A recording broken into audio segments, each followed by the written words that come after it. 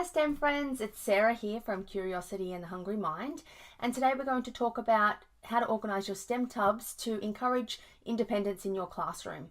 As we know, it's hard enough organising all the nicks and knacks and resources needed to run a STEM class, so if we can encourage some independence, it makes things a lot easier for us. So I like to use labels on all of my tubs, and if possible I like to colour code the tubs, but sometimes that's not always possible. So here's an example just behind me of some tubs that I use in the classroom, and I like to make sure I laminate the labels that I use on them and then I tape them onto the tubs.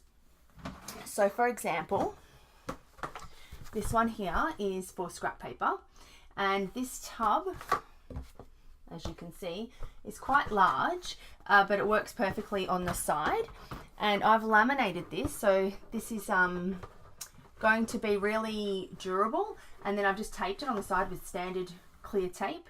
You could use double-sided tape if you had that as well. These tubs I got here in Australia at just a cheapy $2 shop, and they were $2.50.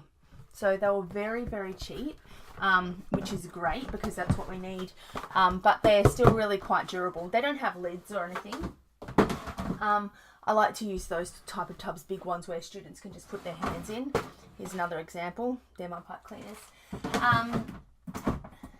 They can pop their hands in and they can grab what they need, and if you've got some kind of trolley or table stacking system, which is great as well in your classroom.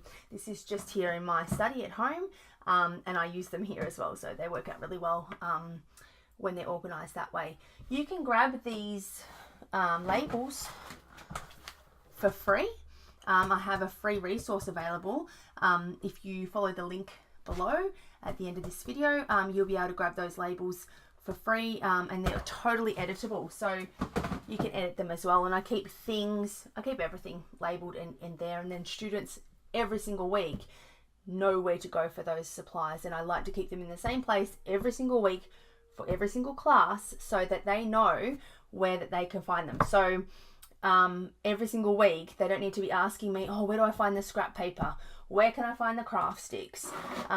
They know that they are kept in the same place, plus they have words on them, and they can find all the craft sticks and everything else that they need, such as pegs and paper and tape and glue and things like that. So I hope this has helped you a little bit in how to organise. You can see behind me here I have some shelves organised. I like to use little takeaway containers for smaller things if I don't have many of them, or if it's in my office, such as paper clips, because I don't really need a big tub for paper clips, so that's a good way to also recycle. I keep one for odds and ends, because we always find that we end up with a bunch of little doodaddy things. In this one, what is that? Seriously, some kind of clear magnetic thing. I don't even know what it's from. So that way we keep organised and keep the children as independent as possible in our classroom, and it makes our lives easier.